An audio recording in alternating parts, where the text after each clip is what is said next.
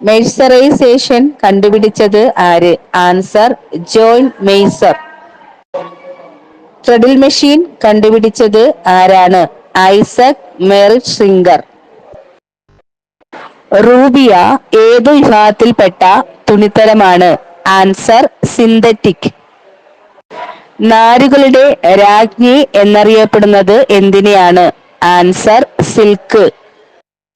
യാന്ത്രികമായ roller printing രീതി കണ്ടുപിടിച്ചത് ആര്? Answer Samuel Whitmer. Jacquard loom കണ്ടുപിടിച്ച വർഷം? Answer 1801.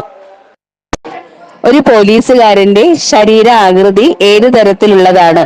Answer erect. Golden fibres refers to? Answer jute. Which is known as the coolest blue? Answer blue. The vegetable fiber are made of? Answer cellulose. Which fiber is known as artificial silk? Answer rayon. തുരഞ്ച എന്ന പേരിൽ അറിയപ്പെടുന്ന മാങ്ങ ഡിസൈനാണ് കൂടുതലായിട്ട് ഉപയോഗിക്കുന്നത്.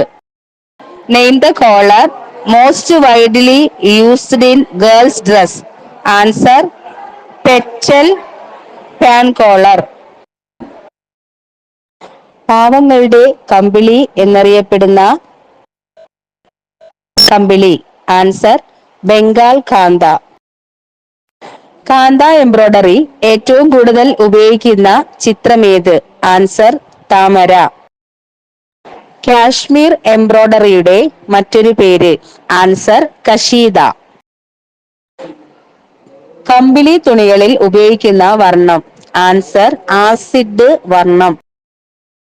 കാമ്പൂർ embroidery എന്നാൽ എന്ത്? ചെയിൻ സ്റ്റിച്ച് കൊണ്ട് ഡിസൈൻ അടച്ചു തയ്ക്കുന്നതിനാണ് കാമ്പൂർ എംബ്രോയ്ഡറി എന്ന് പറയുന്നത്. കർണാടകയിലെ ജനങ്ങൾ പരമ്പരാഗതമായി ചെയ്തു വരുന്ന എംബ്രോയ്ഡറി ഏത്? ആൻസർ ദർവാരി. ക്യാൻവാസ് തയ്ക്കാൻ ഉപയോഗിക്കുന്ന നൂലിന്റെ നമ്പർ? 8 മുതൽ 20 വരെ. ഫെൽറ്റിങ്ങിന് അനുയോജ്യമായ നാര് ഏതാണ്? ആൻസർ കമ്പിളി. റയോൺ തുണി ഇസ്തിരി ഇടുന്നതിന്റെ താപനില എത്രയാണ്? Answer 120 degree.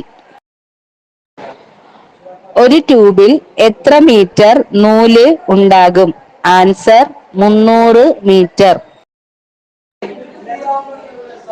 പ്രധാന കോളറുകളെ flat collar, standing collar, ball collar എന്നിങ്ങനെ ക്ലാസിഫൈ ചെയ്തിരിക്കുന്നു. പീറ്റർ പാൻ കോളർ പ്രത്യേകത എന്ത്? വട്ടക്കഴുത്തു നിന്നും ചുറ്റും വൃത്താകൃതിയിൽ തയ്ക്കുന്നതാണ് പീറ്റർ പാൻ കോളർ.